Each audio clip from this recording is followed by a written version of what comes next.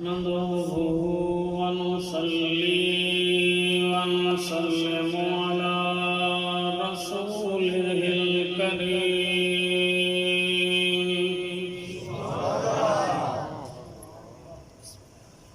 أما بعد فأعوذ بالله من الشيطان الرجيم بسم الله الرحمن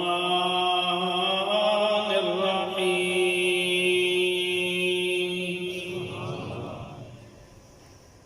حسبك الله ومن اتبعك من المؤمنين صدق الله مولانا العظيم وصدق رسوله النبي الكريم الأمين إن الله وملائكته يصلون على النبي يا أيها الذين آمنوا صلوا عليه وسلموا تسليما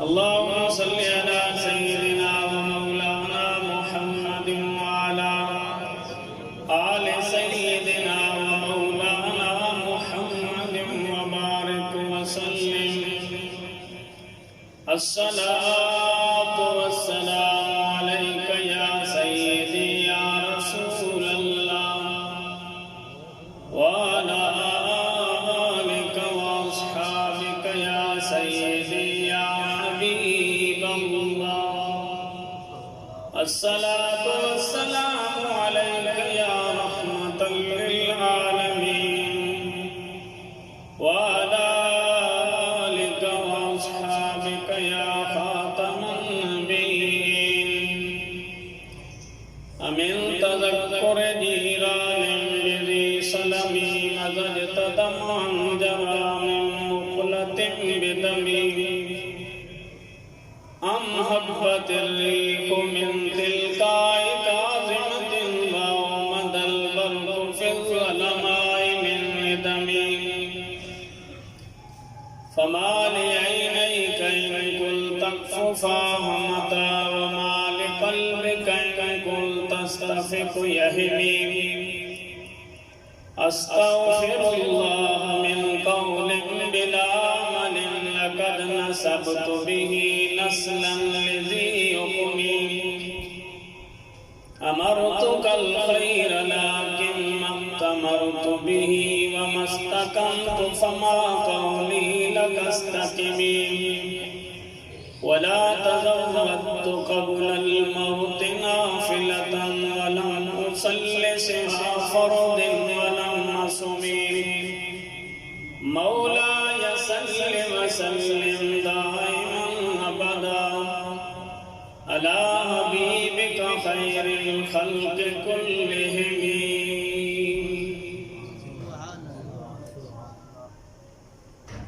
میں تو پنج تن کا غلام ہوں میں تو پنج تن کا میں مرید خیر الانام میں مرید خیر الانام میں تو پنج تن کا غلام ہوں میں تو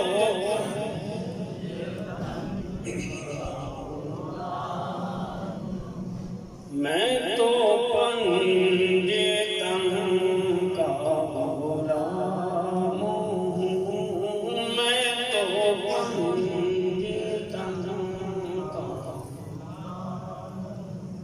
مجھے عشق ہے تو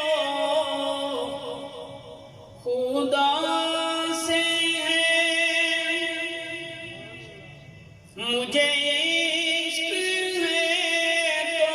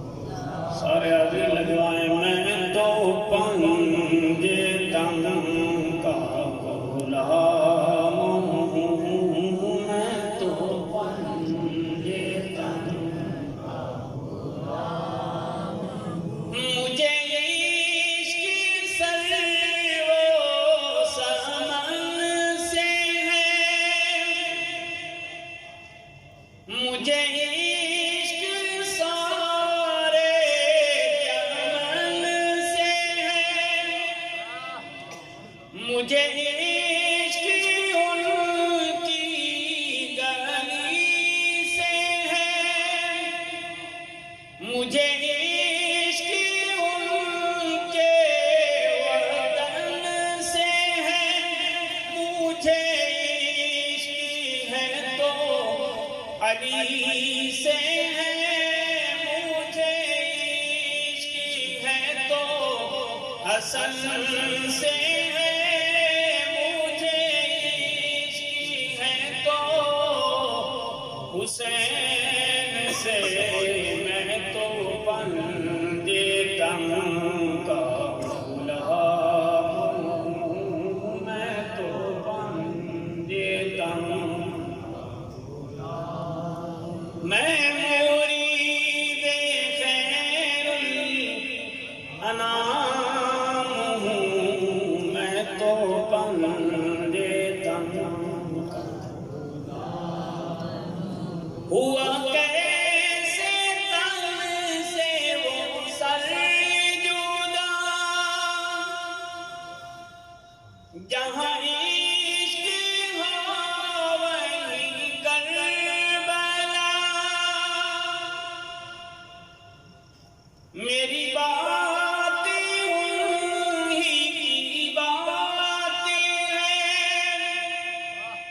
میرے سامنے وہی ذات ہے، وہی جن کو شیر خدا کہیں، جنہیں باپ سر علا کہیں، وہی جن کو آلے نبی کہیں، وہی جن کو ذات علی کہیں، وہی آقا ہے، میں غلام ہوں، میں تو بندے دم کا غلام ہوں، میں تو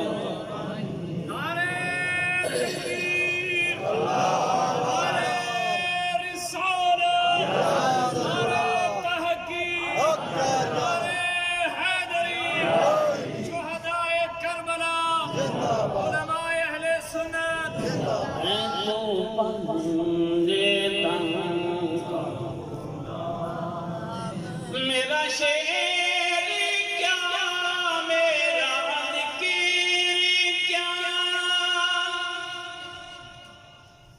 میری بات کیا، میری فکر کیا، میرا ذکر ان کے سبب سے ہے، میرا شعر ان کے ادب سے ہے، میری بات ان کے طفیل سے، میری فکر ان کے طفیل سے، کہاں مجھ میں اتنی سکت بلا کہ ہو منقبت کا یہ حق ادا، میں تو بندے دم کا غلام ہوں، میں تو بندے دم کا غلام ہوں،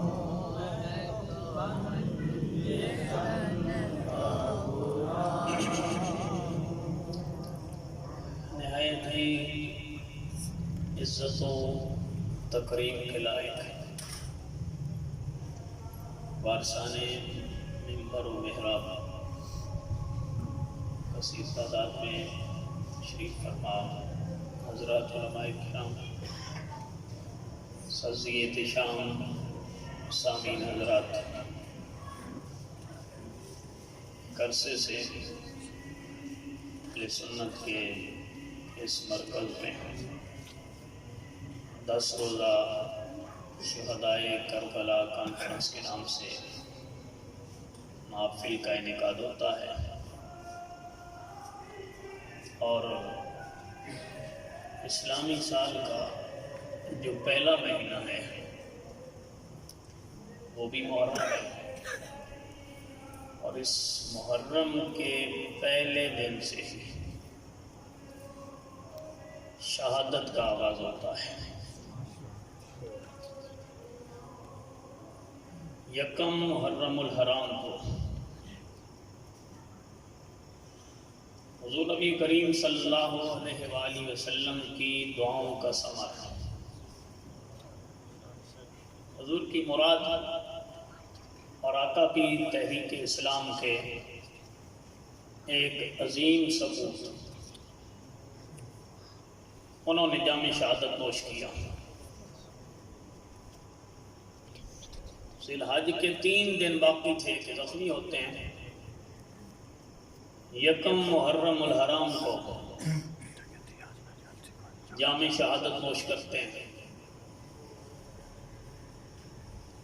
10 محرم الحرام کو میدان کربلا میں آقا کریم صلی اللہ علیہ وآلہ وسلم کے خاندان نے اور صحابہ کرام اور ان کی اولادوں نے جو عظیم قربانی پیش کی ہے، اس کی مثال دنیا میں نہیں ملتی۔ پوری تاریخ ایسی مثال دینے سے قاصر ہے۔ 10 دنوں میں یہ 2 واقعات اتنے بڑے واقعات ہیں کہ تاریخ اسلامی جب بھی سال کا آغاز ہوتا ہے، ایک انسان کا ذہن آٹومیٹکلی اس طرف چلا جاتا ہے۔ سیدنا فاروق اعظم رضی اللہ تعالیٰ عنہ کسی معمولی انسان کا نام نہیں ہے۔ حضرت عمر بن خطاب صحابہ کی پوری لسٹ میں اکیلا نام ہے۔ عمر بن خطاب کا کوئی دوسرا صحابی نہیں ہے۔ عمر نام کے 6 صحابی ہیں۔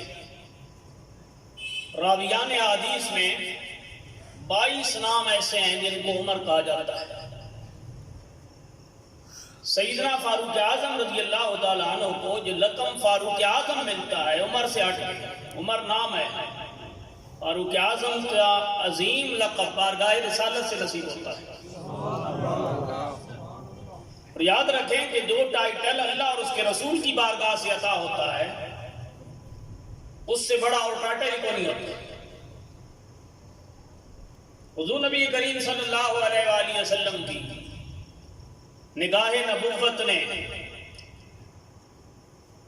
عرب کے اس شاہ سوار کے اندر وہ ساری خوبیاں دیکھ لی تھی کہ جس کی وجہ سے حضور کی 2 دعائیں حدیث میں میں نے پڑھی ہیں۔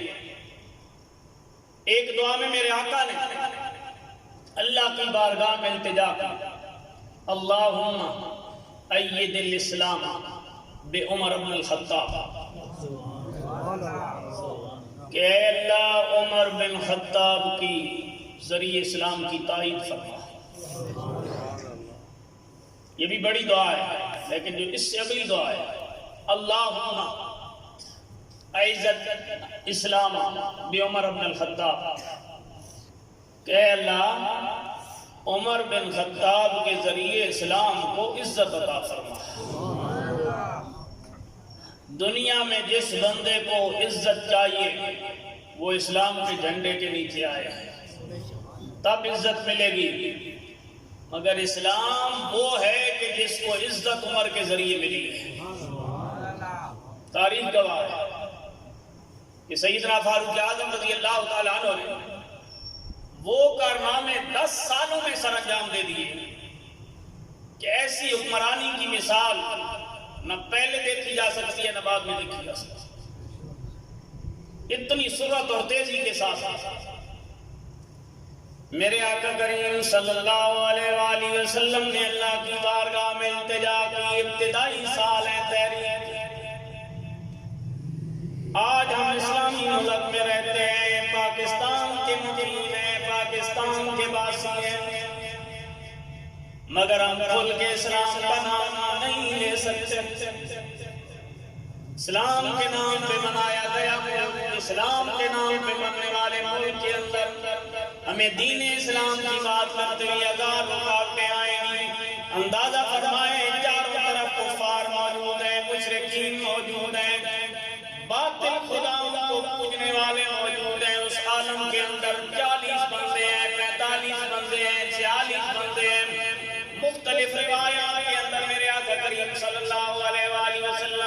6 سال کی محنت کا ثمر یہ افراد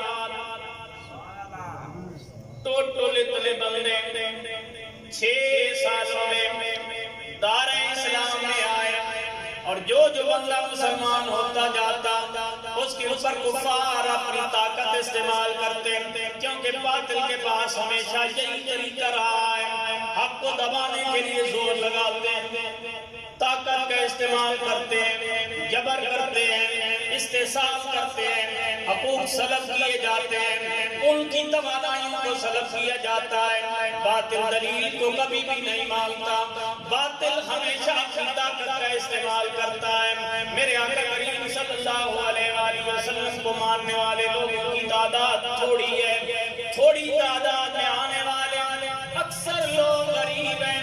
جب اسلام لانے والے لوگوں کو کفار نے دبایا، اس عالم میں میرے آقا کریم کی نظریں بے خواب اس عظیم انسان کی اوپر پڑی، اس کا نام عمر بن خطاب ہے۔ حضور کو کتنی امید ہے اس بندے سے کہ اس عالم میں حضور یہ چاہتے ہیں کہ اگر عمر مل جائے تو اسلام کو طاقت مل جائے۔ اگر عمر آ گیا اسلام میں قوت آئے گی، عمر آ گیا اسلام کے اندر طاقت آئے گی، عمر آ گیا اسلام کے اندر عروج آئے گا۔ میرے آقا کریم صلی اللہ علیہ وآلہ وسلم نے اللہ کی بارگاہ میں دعا کی، اللہم اید الاسلام بعمر بن الخطاب، اللہم اعز الاسلام بعمر بن الخطاب۔ اے باری تعالیٰ اسلام کو عمر بن خطاب کے ذریعے عزت عطا فرما، اسلام کو عمر بن خطاب کے ذریعے تائید عطا فرما، اس کی مدد فرما۔ سیدنا فاروق اعظم رضی اللہ تعالیٰ عنہ کے بارے میں اللہ کی بارگاہ میں جب اللہ کے محبوب نے دعا کر دی، رب کریم کی بارگاہ میں حضور کے اٹھنے والے ہاتھ، بولے گئے الفاظ دلی جذبات قبول ہو جاتے ہیں۔ اللہ کریم نے حضرت فاروق اعظم رضی اللہ تعالیٰ عنہ کی تقریر کو یوں بدلا، مشرکین نے اپنے طور پہ دوڑ لگایا، اسلام کی اس تحریک کو ختم کرنے کے لیے طریقہ یہ اختیار کیا جائے، بانی اسلام کو ہی ختم کر دیا جائے، ان کا وجود ختم ہو جائے گا، اسلام کی تحریک دب جائے گی۔ بڑے بندوں کو اکٹھا کر کے باقاعدہ مجلس بلائی گئی، وہاں پہ مشاورت کی گئی، مشاورت کے اندر فیصلہ کیا گیا کوئی بندہ اپنا مشورہ دے کہ اسلام کی تحریک کو کیسے روکا جا سکتا ہے۔ روز 1-2 بندے جو اسلام کی طرف آ رہے ہیں، ان کو کیسے سٹاپ لگایا جا سکتا ہے۔ اس عالم میں ایک نے یہ مشورہ دیا ایسا کیا جائے، محمد کریم کا جب سر نہیں رہے گا تو تحریک ختم ہو جائے گی، لہذا کوئی ایسا نوجوان تیار کیا جائے جو بانی اسلام کی زندگی کا خاتمہ کرے، اسلام کا چراغ گل ہو جائے گا، ہماری ساری محنتوں کا ثمر سامنے آ جائے گا۔ اس کام کے لیے عمر بن خطاب تھے، انہوں نے کہا یہ کام کرنے کے لیے میں جاتا ہوں۔ ارادہ کیا تھا لیکن تقدیر کیا کہہ رہی تھی، وہاں سے کس ارادے سے نکلے لیکن رب کریم نے فیصلہ کیا کر دیا ہے، اسلام کو تحریک کو ختم کرنے کے لیے عمر بن خطاب اٹھے، لیکن اللہ نے اسی عمر بن خطاب کو اسلام کی عزتوں کا باعث بنا دیا۔ وہی عمر بن خطاب آقا کریم صلی اللہ علیہ وآلہ وسلم کی اس تحریک کو دبانے کے لیے اٹھے، لیکن وہی سپورٹر بن گئے۔ سیدنا فاروق اعظم رضی اللہ تعالیٰ عنہ کی شان کے کیا کہنے، اسلام لانے کا واقعہ ہر بندہ جانتا ہے۔ حضور نبی کریم صلی اللہ علیہ وآلہ وسلم کی بارگاہ میں آتے ہیں، اسلام قبول کر لیتے ہیں۔ اسلام قبول کرنے کے بعد حضرت فاروق اعظم رضی اللہ تعالیٰ عنہ نے اپنی ساری توانائیاں اور ساری طاقتیں جو پہلے ادھر استعمال ہوتی تھی پھر اسلام کے حق میں استعمال ہونے لگے۔ جو بندہ آج کے دور میں بھی یہ چاہتا ہے کہ اللہ کریم اسے بھی عزت عطا فرمائے، اس کی نسلوں کو بھی عزت عطا فرمائے، اس کا ایک ہی طریقہ ہے اسلام کے ساتھ مخلص ہو جاؤ۔ عزت دولت میں اقتدار میں نہیں، عہدوں میں نہیں، عزت حضور کی غلامی میں ہے۔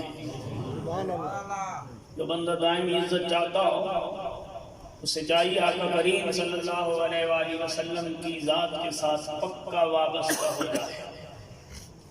سیدنا فاروق اعظم رضی اللہ تعالیٰ عنہ اسلام کے وہ عظیم سپوت ہیں۔ آپ کو پتہ ہے حضور آخری نبی ہے، حضور کے بعد کوئی نبی نہیں ہے، آخری پیغمبر ہے میرے آقا کریم صلی اللہ علیہ وآلہ وسلم۔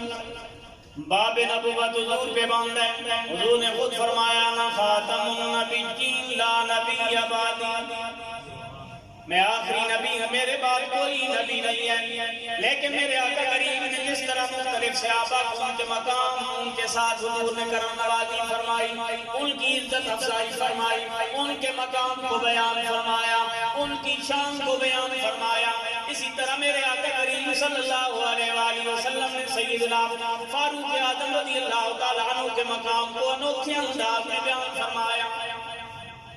آپ نے حضور کی حدیث سنی ہے، حسین منی وانا من الحسین، حسین مجھ سے ہے میں حسین سے ہوں۔ تین صحابہ کے بارے میں حضور نے یہ الفاظ بیان فرمائے ہیں، مختلف صحابہ کے بارے میں مختلف الفاظ ہیں حضور کے، مگر فاروق اعظم رضی اللہ تعالیٰ عنہ کے بارے میں جو حضور نے ارشاد فرمایا، یہ اعزاز کسی اور صحابی کے بارے میں حضور نے بیان نہیں کیا۔ میرے آقا کریم صلی اللہ علیہ وآلہ وسلم نے فرمایا لو کان بعدی نبی لقد کان عمر بن الخطاب، فرمایا لوگوں میں آخری نبی ہوں، میرے اوپر نبوت کا دروازہ بند ہو گیا ہے، میرے بعد کوئی نبی آنے والا کسی نبی کا تصور بھی نہیں ہے، کوئی نبی آنے والا نہیں ہے، لیکن اگر میرے بعد کوئی نبی ہوتا تو عمر نبی ہوتے۔ پورے صحابہ کی لسٹ میں یہ اعزاز صرف سیدنا عمر فاروق کہ ان کی شان کو حضور اس انداز میں بیان فرمایا۔ اور سیدنا فاروق اعظم رضی اللہ تعالیٰ عنہ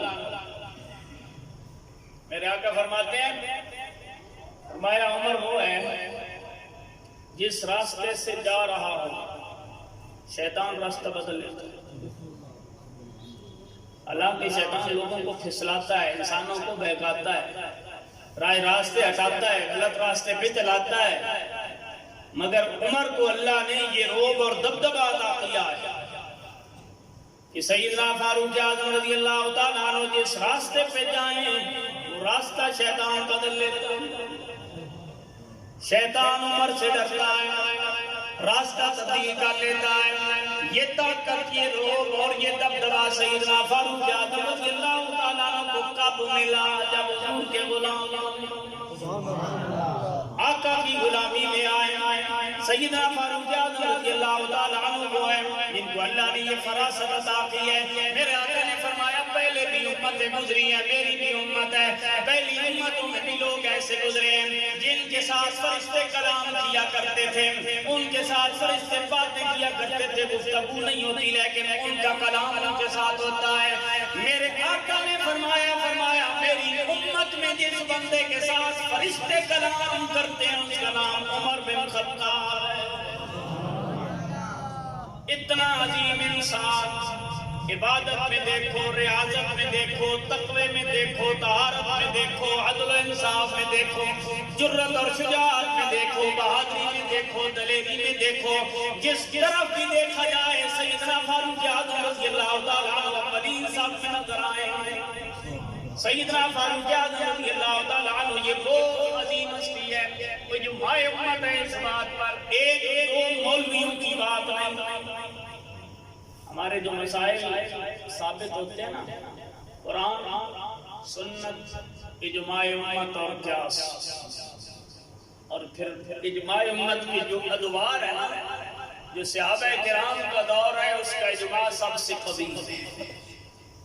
سیدنا صدیق اکبر کی خلافت اجماع صحابہ سے ثابت ہے اور یہ قوی ترین اجماع ہے اس امت کا۔ اور سیدنا فاروق اعظم رضی اللہ تعالیٰ عنہ، سیدنا صدیق اکبر، فاروق اعظم، عثمان غنی، مولا علی، اس پر پوری امت کا اجماع ہے کہ یہ وہ عظیم ہستیاں ہیں۔ نبیوں کے بعد مقام سب سے بلند صدیق اکبر کا، پھر عمر کا۔ یعنی عمر کسی چھوٹے بندے کا نام نہیں ہے، پوری امت کا اجماع ہے اس بات کا۔ گروہ انبیاء میں جو مراتب اس کے بعد ہوتے ہیں، اس میں صدیق اکبر، پھر سیدنا فاروق اعظم۔ اس لیے تو اہل سنت کا ایک شاعر بولا کہ چار یار صدیق اکبر، فاروق اعظم، عثمان غنی، مولا علی، چار یار نبی دے عاشق، کوئی دس نہ چارا ورگا، نہ کوئی ہویا نہ کوئی ہو سی، نہ چوں یارا ورگا، نہ اس دھرتی پیدا کیتا نہ جان سارا ورگا، آزم شان صدیق کی دسان کو یار ہزارہ ورگا۔ میرے آقا کریم صلی اللہ علیہ وآلہ وسلم امت کے عظیم افراد میں دوسرے نمبر پہ سیدنا فاروق اعظم۔ فاروق اعظم رضی اللہ تعالیٰ عنہ نے 7 سال مکے میں حضور کے ساتھ گزارے، 10 سال مدینے میں حضور کے ساتھ گزارے، 543 حدیث میرے آقا کریم صلی اللہ علیہ وآلہ وسلم سے روایت کی ہے۔ سیدنا فاروق اعظم رضی اللہ تعالیٰ عنہ کا عظیم مقام یہ ہے، یہ حضور کے سسر بھی ہیں۔ ایسے لگے جیسے آپ کو سمجھ نہیں۔ لوگ کہتے ہیں میں فلاں کا سسر ہوں، میں فلاں کا سسر ہوں، میں فلاں کا سسر ہوں، چھوٹے چھوٹے رشتوں کو گن کے اپنا مقام بتاتے ہیں۔ میرا داماد کیپٹن ہے، میرا داماد ایس پی ہے، میرا داماد فلانا عالم ہے، میرا داماد فلانا پیر ہے۔ عمر کا داماد نبیوں کا امام ہے۔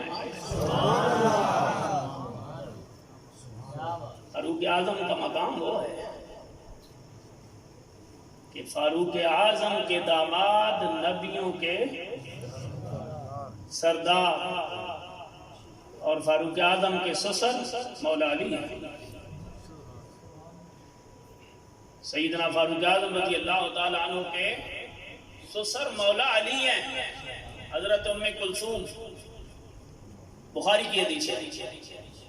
حضرت علی المرتضی رضی اللہ تعالیٰ عنہ کی بیٹی مولا حضرت فاروق اعظم رضی اللہ تعالیٰ عنہ کی زوجہ مطہرہ ہیں، ایک بیٹا اور ایک بیٹیاں۔ تو سیدنا فاروق اعظم رضی اللہ تعالیٰ عنہ کا مقام اور مرتبہ دیکھیں۔ حضرت فاروق اعظم حضور کے سسر ہیں، حضرت علی عمر کے سسر ہیں۔ رشتہ داری اور پیار اور تعلق کا اندازہ کریں۔ سیدنا فاروق اعظم رضی اللہ تعالیٰ عنہ کتنے کلوز۔ بخاری کی حدیث ہے، میرے آقا کریم صلی اللہ علیہ وآلہ وسلم کے حدیث سے آبی حضرت انس، یہ انس بن مالک ہوئے جن کو 10 سال کی عمر میں ان کی والدہ لے کے میرے آقا کریم کی بارگاہ میں گئی، یا رسول اللہ یہ میرا بیٹا آپ کی خدمت کرے گا۔ 10 سال کی عمر میں حضور کی بارگاہ میں آئے، حضرت انس کو حضور نے دعا دی۔ ساری دنیا کے باغ سال میں 1 مرتبہ پھل دیتے ہیں، حضرت انس کا باغ سال میں 2 مرتبہ پھل دیتا ہے۔ یہ حضرت انس بن مالک کا 102 سال عمر پائی ہے، اور اس وقت تک نظر بھی سلامت، بال بھی کالے۔ میرے آقا کی دعا کا اثر ہے۔ حضرت انس کہتے ہیں میں نے اپنے ہاتھوں کے ساتھ اپنے 98 بیٹے بیٹیاں پوتے پوتے دفن کیے ہیں۔ یہ حضور کی دعا کا ثمر ہے۔ عمر اتنی زیادہ پائی، اولاد اتنی زیادہ پائی، مال اتنا کثیر پایا، کیونکہ بچپن میں حضور کی خدمت میں آ گئے تھے۔ ماں آقا کریم صلی اللہ علیہ وآلہ وسلم کے پاس چھوڑ کے گئی تھی۔ حضرت انس حدیث کے راوی ہیں، حضرت انس کہتے ہیں ایک بندہ آیا آقا کریم صلی اللہ علیہ وآلہ وسلم کی بارگاہ میں آ کے کہنے لگا، یا رسول اللہ صلی اللہ علیہ وسلم متی الساعہ۔ سارے مل کے بولیں، یا رسول اللہ قیامت کب آئے گی، قیامت کب آئے گی؟ حضور نے فرمایا ما اطلع، تو نے قیامت کے لیے تیاری کیا کی ہے؟ کیا تیاری کر رکھی ہے تو نے قیامت کے لیے؟ کیا تو نے تیاری کی ہے؟ مفسرین نے فرمایا جس بندے نے آگے یہ سوال کیا تھا یہ وہ بدو آدمی ہے، وہ دیہاتی آدمی ہے جو حضور کے پاس مسجد نبوی شریف میں ٹھہرا اور لا علمی کی وجہ سے مسجد نبوی شریف کے اندر پیشاب کر دیا تھا۔ حضور کے صحابہ روکنے کے لیے بڑے تو میرے کریم نے فرمایا اسے کرنے دو۔ یہ وہ صحابی ہیں جنہوں نے حضور کی بارگاہ میں آ کے سوال کیا یا رسول اللہ قیامت کب آئے گی؟ حضور نے فرمایا تیاری کیا کی ہے؟ اس نے کہا لا شیء یا رسول اللہ، کوئی تیاری نہیں، کوئی تیاری نہیں ہے میرے پاس، کوئی شے میرے پاس نہیں ہے۔ ہاں میرے پاس ایک شے، انا احب اللہ و رسولہ،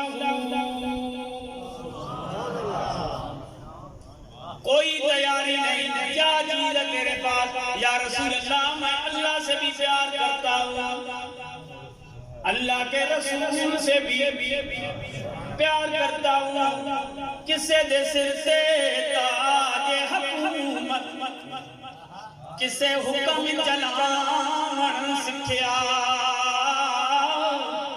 کسے دے سر دستار امامتی، کسے علم پڑھاون سکھیا،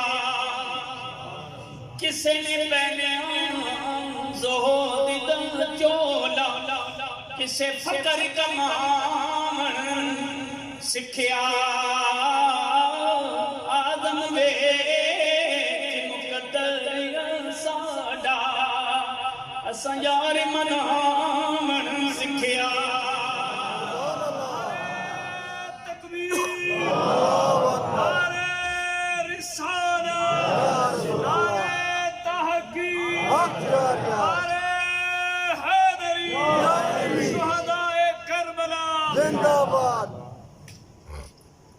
جو بات میں آپ کو بتانا چاہتا ہوں، اس بندے نے کیا کہا یا رسول اللہ کوئی پلے نہیں ہے اللہ سے محبت اللہ کے۔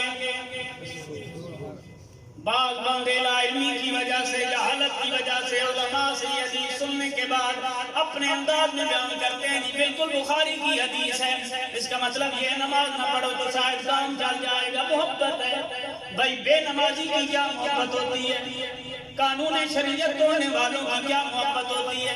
دین کا مذاق اڑانے والوں کی کیا محبت ہوتی ہے؟ کیا حضور کے صحابہ سے آپ یہ توقع کر سکتے ہیں کہ وہ نماز نہ پڑھتے ہوں، وہ روزہ نہ رکھتے ہوں، وہ دین کا مذاق اڑاتے ہوں؟ بھائی بات ایسے نہیں ہے۔ مفسرین نے حدیث کی شرح فرمائی ہے، محدثین نے یہاں پہ بیان فرمایا ہے، محدثین نے فرمایا انہوں نے بات کیا کی؟ انہوں نے بتایا یہ نمازیں پوری ہیں، روزے پوری ہیں، زکوٰۃ اور حج کی بات آئے تو سب سے آگے ہیں، میدان جہاد میں تمہیں جہاد کرتے نظر آئیں گے، رات کو مصلی کی پر عبادت کرتے نظر آئیں گے، لیکن صحابہ کا عقیدہ اور نظریہ یہ ہے دن رات عبادت کرنے کے باوجود ہمارا ناز ہماری عبادت نہیں، ہمارا ناز ہم کلال ہے۔ بے نمازی اور بے عمل ہو کے بندہ کہے بھائی میں محب رسول ہوں، یہ فلسفہ نہیں۔ فلسفہ یہ ہے انسان اپنی تگودو کرے، اپنی کوشش کرے، اپنی محنت کرے، اور محنت اور تگودو کرنے کے بعد اپنی عبادت پہ ناز نہ کرے، ناز نسبت رسول پہ کرے، ناز آقا کے ساتھ تعلق کی پر کرے۔ لہذا صحابی نے کیا کہا یا رسول اللہ، یا رسول اللہ کیا ہے؟ اللہ سے محبت ہے، اللہ کے رسول سے محبت ہے۔ میرے کریم نے فرمایا المرء مع من احببت، فرمایا قیامت والے دن بندہ اسی کے ساتھ ہوگا جس سے پیار کرے گا۔ سبحان اللہ۔ بندہ قیامت والے دن اسی کے ساتھ اٹھے گا جس سے پیار کرے گا۔ سنی کا مقدر دیکھ، اللہ سے بھی پیار، اللہ کے رسول سے بھی پیار، رسول کے صحابہ سے بھی پیار، رسول کے اہل بیت سے بھی پیار، رسول کی امت کے علماء اور اولیاء سے بھی سبحان اللہ، ہر طبقے سے پیار ہے، تبھی تو سنی کہلاتا ہے۔ آقا کریم صلی اللہ علیہ وآلہ وسلم کے ساتھ نسبت رکھنے والوں لوگوں سے پیار ہے۔ حضرت انس جیسے صحابی کہتے ہیں میں نے پوری زندگی میں کسی چیز سے اتنی خوشی نہیں ہوئی جتنی حضور کے اس قول سے ہوئی۔ یہ صحابی کہہ رہے ہیں اس قول سے ہمیں بڑی خوشی ہوئی۔ جو بات میں آپ تک پہنچانا چاہتا ہوں، سوال پیدا ہوتا ہے انس بن مالک کو اس جملے پر زیادہ خوشی کیوں کہ قیامت والے دن بندہ اس کے ساتھ ہوگا جس کے ساتھ وہ پیار کرے گا، اسی کے ساتھ اٹھے گا۔ حضرت انس کہتے ہیں اس جملے پہ ہمیں بڑی خوشی ہوئی۔ وجہ کیا ہے؟ حضرت انس بیان کر رہے ہیں، حضور کے صحابی بیان کر رہے ہیں، میرے آقا کی محفل پاک میں اپنی زندگی بسر کرنے والے وہ بیان کر رہے ہیں۔ ہمیں اس جملے پہ بڑی خوشی ہوئی، کیونکہ قیامت والے دن ہم ان کے ساتھ ہوں گے جن کے ساتھ ہمیں پیار ہے۔ انس تمہیں کس سے پیار ہے؟ بخاری کی حدیث، حضرت انس کہتے ہیں انا احب النبی و ابا بکر و عمر، سبحان اللہ، مجھے نبی سے پیار ہے، مجھے ابو بکر سے پیار ہے، مجھے عمر سے پیار ہے، اس لیے مجھے امید ہے قیامت والے دن میں انہی کے ساتھ ہوں گا، قیامت والے دن میں انہی کے ساتھ اٹھوں گا، قیامت والے دن مجھے اسی طرح اٹھایا جائے گا۔ سیدنا فاروق اعظم رضی اللہ تعالیٰ عنہ کے ساتھ پیار کرنے والوں کے انداز جدا ہے۔ مولا علی شیر خدا رضی اللہ تعالیٰ عنہ نے ایک مرتبہ لوگوں کو باقاعدہ بات فرمایا، نہج البلاغہ کے اندر یہ بیان موجود ہے۔ حضرت مولا علی شیر خدا رضی اللہ تعالیٰ عنہ نے فرمایا لوگوں جس وقت بھی صالحین کا ذکر کرو عمر کا ضرور کرو، جس وقت بھی صالحین نیک متقی لوگوں کی بات کرو عمر کو کراس نہیں کرنا، عمر کا ذکر ضرور کرو، کیونکہ عمر وہ ہے جس کی زبان پہ حق بولتا ہے، عمر وہ ہے میرے آقا کریم صلی اللہ علیہ وآلہ وسلم نے فرمایا اللہ نے عمر کی زبان کی پر حق کو جاری کر دیا ہے، عمر کی زبان پہ حق بولتا ہے۔ میرے آقا کریم خانہ کعبہ کا طواف کر رہے ہیں، دوران طواف حضور سیدنا فاروق اعظم سے باتیں کر رہے تھے، دوران گفتگو اس مقام پہ پہنچے جہاں پتھر رکھا ہے، اوپر نشان لگے ہیں، میرے آقا کریم صلی اللہ علیہ وآلہ وسلم نے تعارف کروایا، عمر جان جو یہ نشان کس کا ہے؟ اللہ جانے یا اس کا رسول جانے، صحابہ کے صدقے جائیے، اگر علم ہوتا بھی تو علم بتاتے نہیں تھے، حضور کی بارگاہ میں یہی عرض کرتے یا رسول اللہ آپ جانے، آپ کا رب جانے۔ میرے قریب نے فرمایا عمر دیکھو یہ پتھر ہے، پتھر کے اوپر پاؤں کا نشان ہے، یہ کس کا ہے؟ یا رسول اللہ اللہ جانتا ہے، اللہ کا رسول جانتا ہے۔ میرے آقا کریم صلی اللہ علیہ وآلہ وسلم نے فرمایا عمر یہ وہ پتھر ہے جس کے اوپر حضرت ابراہیم نے پاؤں رکھے، خانے کعبے کو تعمیر کیا، یہ نشانی اللہ کریم نے باقی رکھی ہے، سبحان اللہ، یہ نشان حضرت ابراہیم کا، ان کے قدم پاک کا۔ حضرت عمر کہتے ہیں میرے دل میں فوراً خیال آیا کاش یہاں پر سجدہ کرنے کی اجازت ہو جاتی ہے، عبادت کرنے کی اجازت ہو جاتی ہے اس جگہ پہ۔ ادھر حضرت عمر کو خیال آیا، ادھر جبرائیل امین آیا، وَاتَّخِذُوا مِن مَّقَامِ إِبْرَاهِيمَ مُصَلًّى، جو خیال عمر کے ذہن میں آیا وہی آیت بن کے اللہ نے نازل فرمایا۔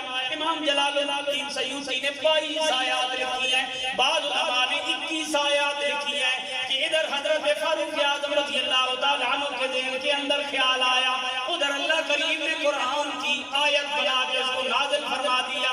آپ جانتے ہوں گے سیدہ عائشہ صدیقہ رضی اللہ تعالیٰ عنہ جس وقت ان کا ہار گم ہوتا ہے وہ پیچھے رہ جاتی ہے، اس وقت ایک طوفان برپا ہوتا ہے، معاشرے کے اندر مختلف قسم کی آوازیں اٹھائی جاتی ہیں۔ حضرت عائشہ صدیقہ رضی اللہ تعالیٰ عنہ کے بارے میں لوگ منافقین نے جو ایک شور برپا کیا اس کے اندر کئی مومنین بھی آ گئے اور اس تحریک کا حصہ بن گئے، لوگ باتیں کرنے لگ گئے۔ میرے آقا کریم صلی اللہ علیہ وآلہ وسلم نے توقف فرمایا، بعضوں نے کہا توقف اس لیے کیا گیا، یہ عام پبلک کی بات کر رہا ہوں، توقف اس لیے کیا گیا کہ شاید حضور کو علم نہیں تھا، لیکن حکمت یہ تھی حضور بیان فرماتے تو لوگ کہتے اپنی بیوی کے سارے کردار اچھے بتاتے ہیں۔ میرے کریم نے خاموشی اختیار فرمائی، اللہ کریم نے 18 آیت نازل فرما کے سیدہ عائشہ صدیقہ رضی اللہ تعالیٰ عنہ آپ کے کردار کو ہمیشہ کے لیے واضح بیان فرما دیا تاکہ کل وہی بندہ عائشہ صدیقہ کے کردار پہ ادھر انگلی اٹھائے ادھر اسلام سے باہر جائے. قرآن کے ایک لفظ کا انکار کفر ہے. قرآن کی 18 آیت سیدہ عائشہ کی تو پاک دامنی اور پاکیزگی کے اندر اللہ نے نازل فرمائی. حضور نے صحابہ سے مشورے کیے بھائی تمہارے خیال میں کیا ہے, تمہارے خیال میں کیا ہے. سیدنا فاروق اعظم نے جو رائے دی وہ سنی. حضرت فاروق اعظم رضی اللہ تعالیٰ عنہ آئے.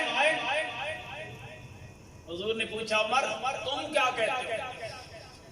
حضرت فاروق اعظم رضی اللہ تعالیٰ عنہ بولے یا رسول اللہ عائشہ صدیقہ رضی اللہ تعالیٰ عنہ سے آپ کا نکاح کس نے کیا؟ سبحان اللہ. یہ رشتہ کس نے طے کیا تھا, یہ نکاح کس نے کیا ہے؟ یہ رشتہ بھی دیکھیں حضرت عائشہ صدیقہ کا حضور سے نکاح اور یہ رشتہ کس نے قائم کیا؟ حضرت فاروق اعظم نے سوال کیا یا رسول اللہ یہ کس نے قائم کیا تھا؟ میرے کریم نے فرمایا میرے اللہ نے. سبحان اللہ. زور سے بولے سبحان اللہ.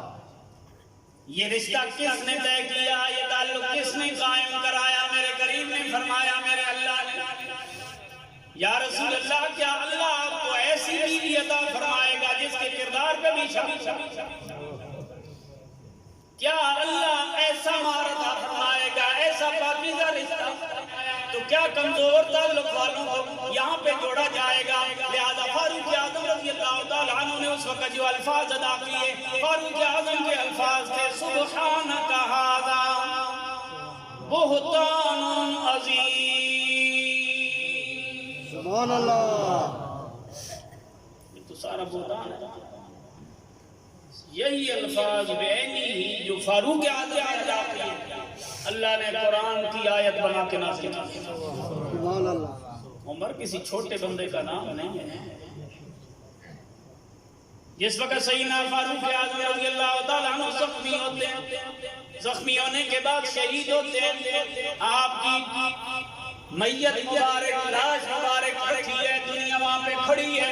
حضرت عباس رضی اللہ تعالیٰ عنہ حدیث کے راوی ہیں, بخاری کی حدیث ہے کہ جس وقت حضرت فاروق اعظم کی ڈیڈ باڈی کو دنیا دیکھ رہی تھی, آپ کے چہرے پاک کے لوگ نظارہ کر رہے تھے. سیدنا فاروق اعظم کی میت کو لوگ دیکھ کے وہاں پہ ان کی تعریفیں کر رہے تھے, کتنا عادل حکمران, کتنا عظیم انسان آج دنیا سے چلا گیا. حضرت عباس کہتے ہیں میری کندھے کی اوپر کسی بندے نے آ کے کونی رکھی اور کونی رکھنے کے بعد اس نے کہنا شروع کر دیا میری امید یہ ہے کہ اللہ کریم تمہیں اپنے دونوں ساتھیوں کے ساتھ ملا دے گا, دونوں ساتھیوں کے ساتھ تیری ملاقات کرائے گا.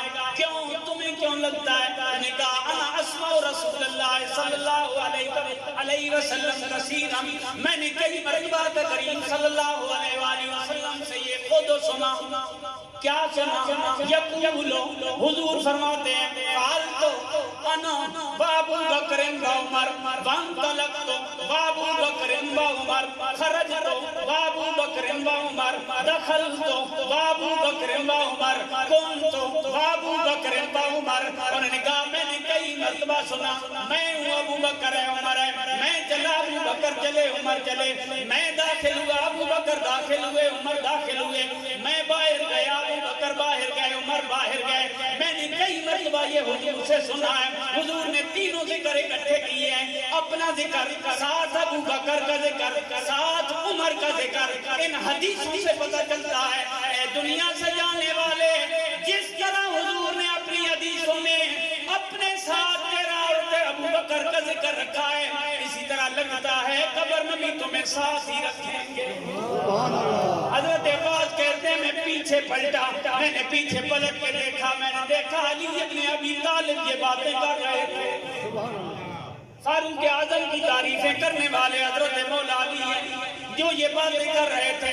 اے عمر میں نے جب بھی حضور سے سنا ہے حضور نے تیرا بکر کا ذکر اکٹھا کیا ہے, اس وجہ سے مجھے لگتا یہ ہے کہ تو اور ابو بکر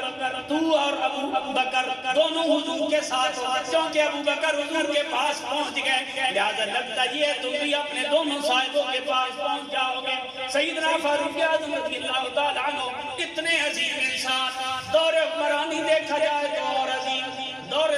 سلطنت دیکھا جائے تو اور عظیم، عدل و انصاف دیکھا جائے تو اور عظیم، جرأت اور بہادری دیکھی جائے تو اور عظیم، سبحان اللہ، سادگی اور عاجزی دیکھی جائے۔ روم کا سفیر آیا، مدینے میں پہنچا، اس نے کہا عمر کدھر ہے؟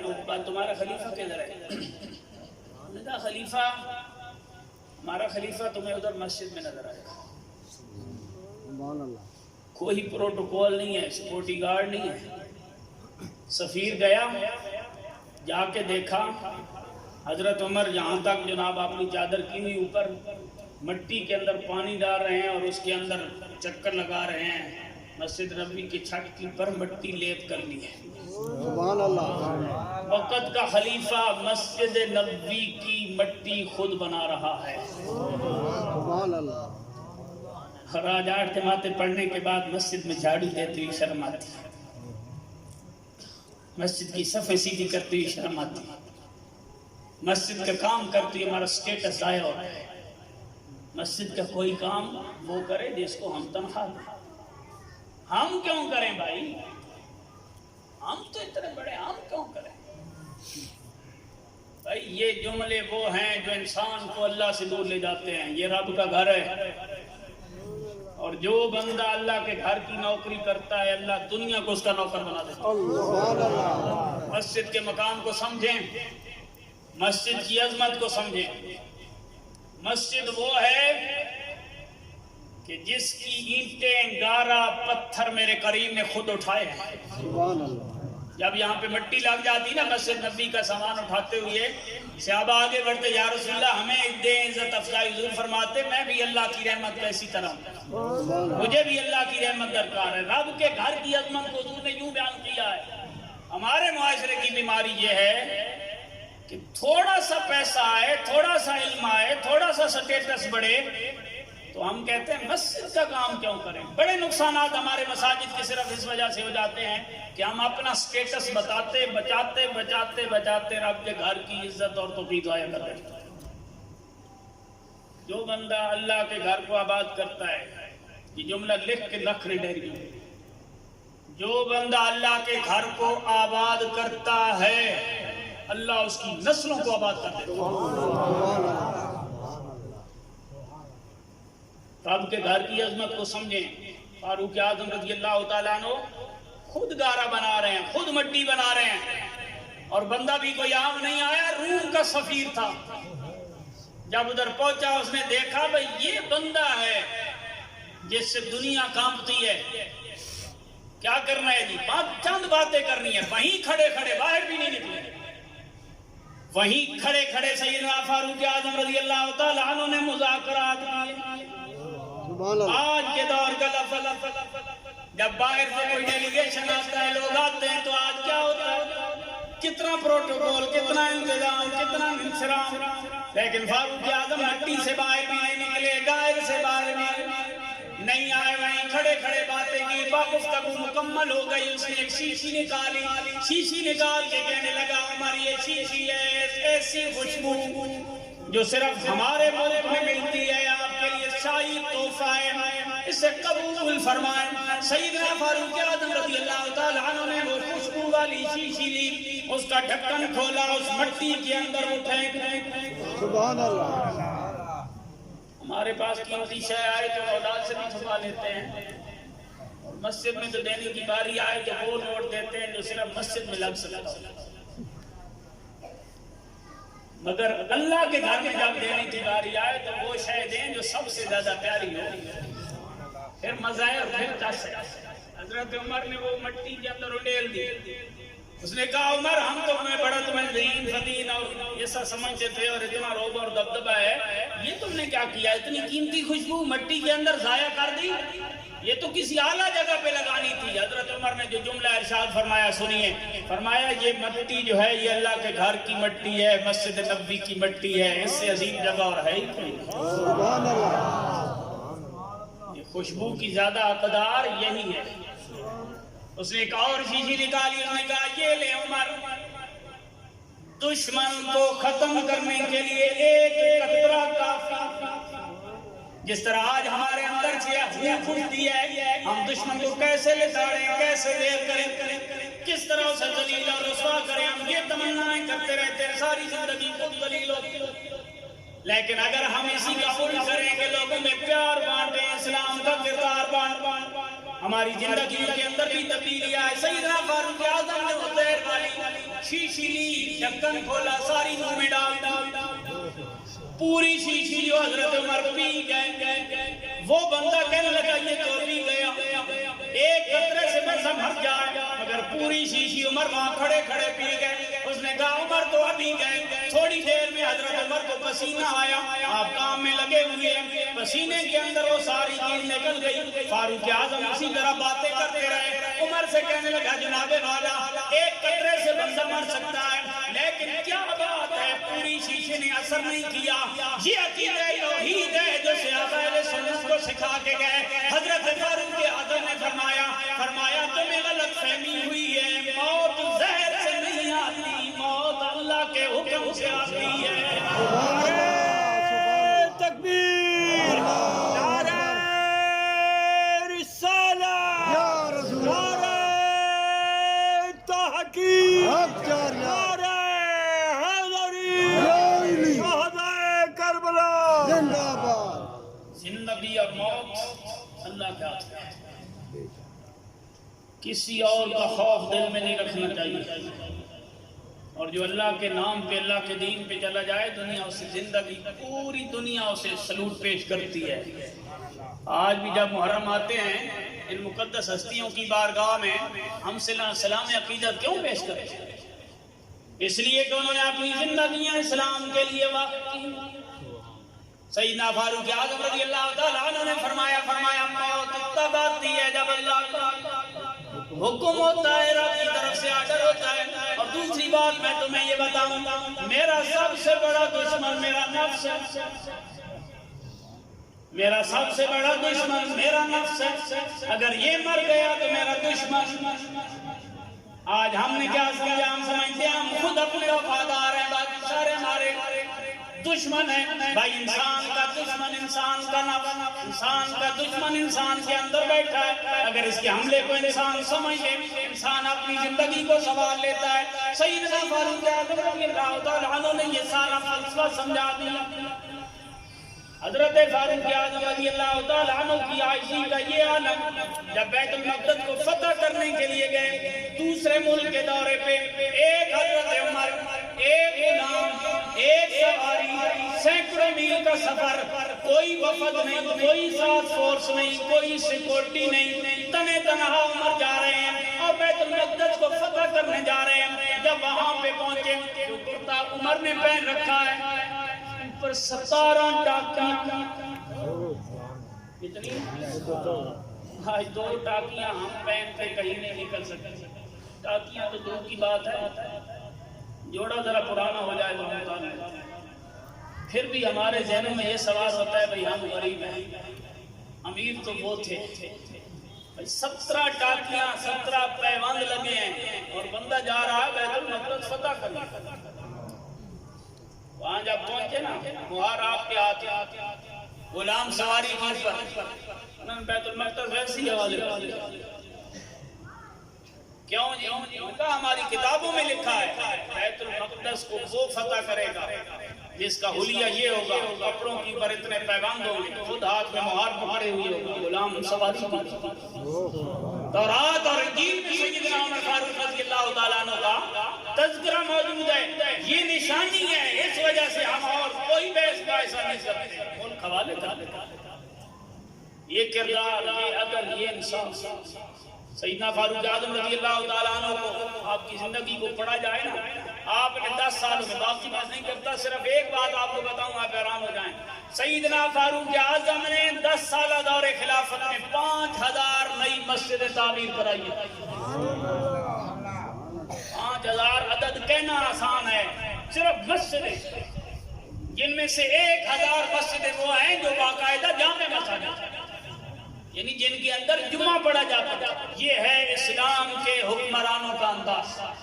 وہ مساجد تعمیر کرتے ہیں، وہ مساجد آباد کرتے ہیں، وہ مساجد کی آبادی کا ذریعہ بنتے ہیں یکم محرم الحرام کو فاروق اعظم رضی اللہ تعالیٰ عنہ کا یوم شہادت ہے۔ 22 لاکھ مربع میل کا علاقہ ایسا ہے جس کو فاروق اعظم نے اسلام سے جھنڈے کے نیچے دیا۔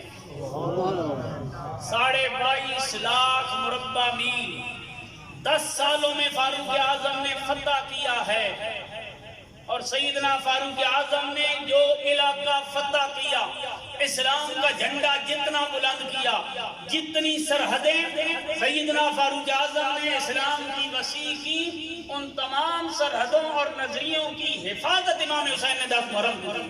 سبحان اللہ۔